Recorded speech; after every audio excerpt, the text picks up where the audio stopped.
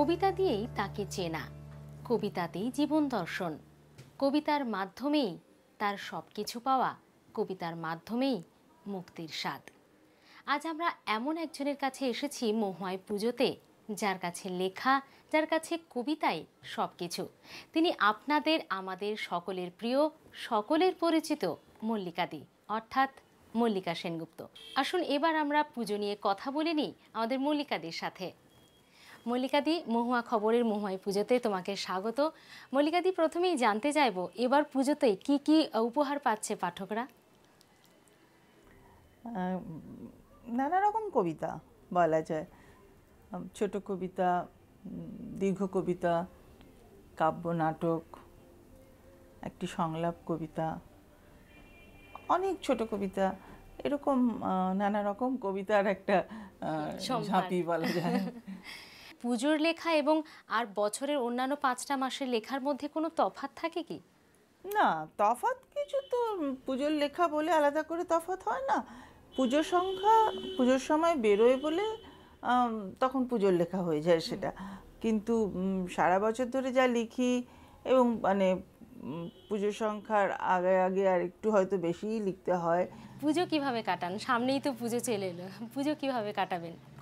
পুজো আসলে পুজোর ভিড়ের মধ্যে এমনিতে খুব একটা যেতে ইচ্ছে করে না। পুজোর সময়টা একটু আলস্যে, একটু মানে নিজেরা আড্ডা দিয়ে টিভি দেখে বা আমাদের ক্যাম্পাসে পুজো হয় সেখানে একটু নামলাম, এটাই বেশিরভাগ সময় করি। আর এছাড়া কখনো কখনো কোনো পুজো উদ্বোধনের ডাক পড়ে বা কোনো পুজো বিচারকের দায়িত্ব নিতে হয়, বা আমাদের কাছাকাছি যে সমস্ত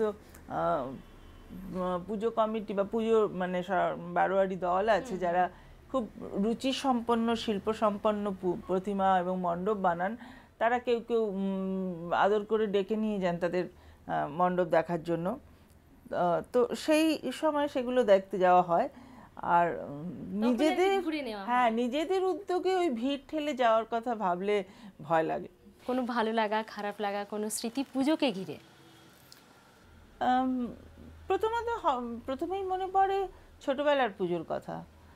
সেটা একদম অন্য রকম। সেই যে মানে বাবা মায়ের হাত ধরে পুজো দেখতে বেরোনো, ট্রামে করে সারা কলকাতা শহর ঘুরে বেড়াচ্ছি, আর বাবা মাকে বলছি ট্যাক্সি করো ট্যাক্সি করো, কত আর ট্যাক্সি করবেন ওরা। সেই একটা দিন, বা কিছু মাঝে মাঝে মফস্বলের পুজো দেখেও সময় কাটিয়েছি, সেগুলো তো মনে পড়েই।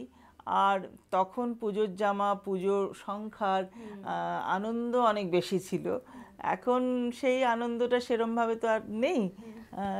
আর আরও একটা জিনিস পুজোর স্মৃতি যেটা আমি বলবো, যে প্রতি বছরই পুজোর সংখ্যার জন্য লিখি ঠিকই, কিন্তু 2-3 বছর আগে আমি একটা বড় কবিতা লিখেছিলাম, সেটা নাম আমার দুর্গা।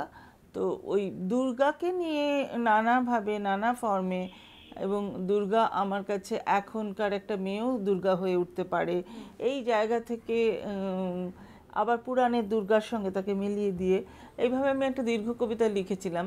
তো সেটা লিখে উঠতে পেরেছিলাম বলে আমার খুব ভালো লেগেছিল।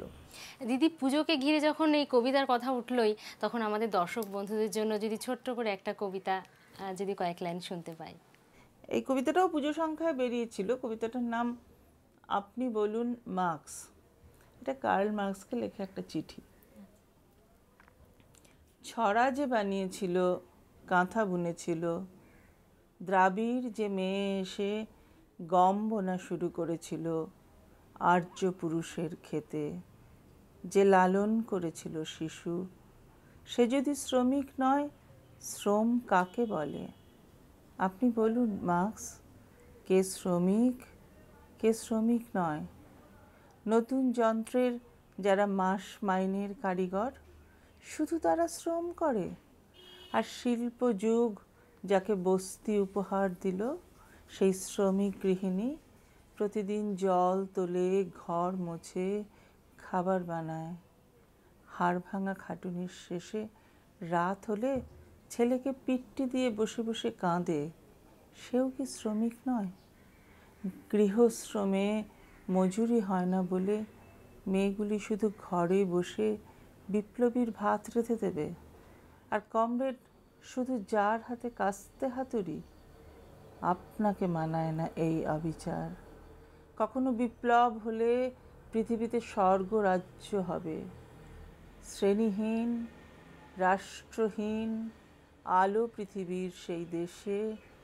আপনি বলুন মার্কস, মেয়েরা কি বিপ্লবের সেবাদাসী হবে? অসাধারণ।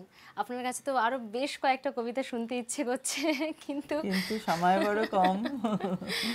দিদি, নতুন এই প্রজন্মের লেখকদের জন্য, কবিদের জন্য কোনো বার্তা দিতে চান?